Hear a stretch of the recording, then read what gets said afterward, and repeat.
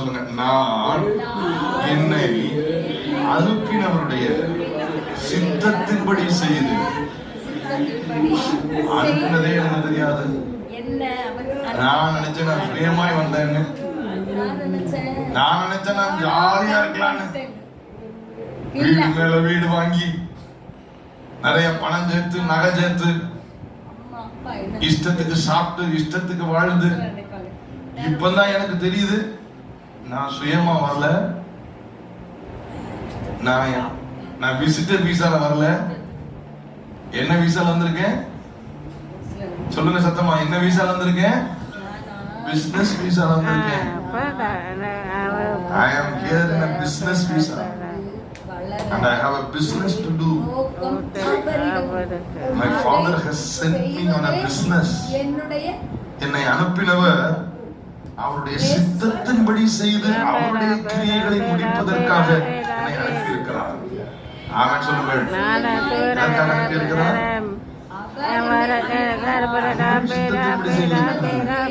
ஆண்டவரே எடுத்துக்கொள்ளும், என்னை எடுத்துக்கொள்ளும். ஆண்டவர் எடுத்துக்கொள்வார். நான் கேட்பேன், நான் அனுப்புறது செஞ்சு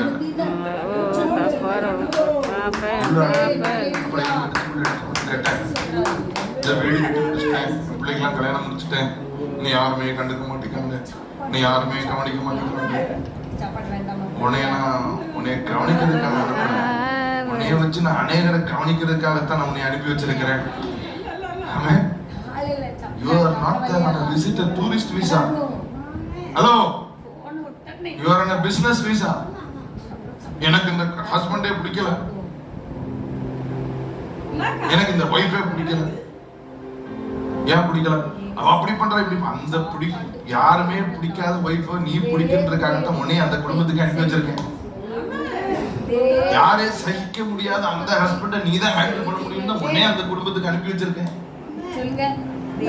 யாருமே இந்த கேஸ நீ வாரல் பண்ண முடியாத ஒரு பிள்ளையை தான் வாண்ட கொடுத்துருக்கேன்.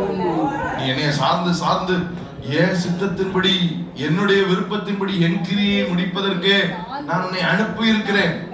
நீ அனுப்பப்பட்டவன். யார்? ஜீசஸ் அனுப்பப்பட்டவர். நீங்க நினைக்கிறீங்களா அவரை எல்லா இடத்துலயும் பயங்கர ரிசப்ஷன் கொடுத்தாங்கன்னு? அவர் சொந்தங்களே ஏத்துக்கல. யார் ஏத்துக்கல? அவரை எதிர்பார்த்து போன சொந்தங்களே அவரை ஏற்றுக்கொள்ளவில்லை. அவருடைய உடன் பிறந்தவர்கள் அவரை தூற்றி அவரை குறித்து குறை பேசிக் கொண்டிருந்தார்கள். அவரை சுற்றி இருந்து அவரிடத்துல நன்மை பெற்றவர்கள் கூட அவரை தூஷிக்கத்தான் செய்தார்கள். ஏன்? அவர் ரொம்ப நம்பி இருந்த அவருடைய சீஷனே அவரை பணத்துக்காக விற்று போட்டார். ஆனால் அவருக்கு தெரியும் நான் சுயமாய் வரவில்லை, நான் என் பிதாவின் சித்தத்தை செய்வதற்காக அனுப்பப்பட்டிருக்கிறேன் என்று கைகளை தட்டி தேவனை மகிமைப்படுத்துகிறேன்.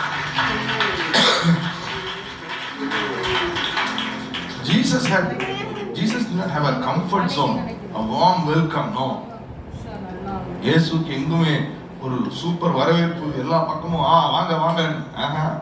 அவர் போன இடத்துல எல்லாம் அவரை தூற்றினார்கள், எதிர்த்தார்கள், துரோகம் செய்தார்கள், காயப்படுத்தினார்கள். அவரை பெல்சிபூபின் ஆவி உடையவர் என்று சொன்னார்கள். பிசாசு சொன்னார்கள். அவரை என்னென்ன சொல்ல முடியுமோ அவ்வளவு சொன்னார்கள். அவருடைய பிறப்பையே கேள்விக்குள்ளாக்கினார்கள். ஆனால் அவர் ஓடிக்கொண்டே இருந்தார். ஓடிக்கொண்டே இருந்ததற்கு காரணம், நான் சும்மா விசிட்டர் விசால வரல, என்னை ஒரு பிசினஸ்க்காக என் தகப்பன் அனுப்பி இருக்கிறார். என் பிதாவின் சித்தத்தை செய்து முடிப்பதே, அவருடைய கிரியைகளை முடிப்பதே. கைகளை தட்டி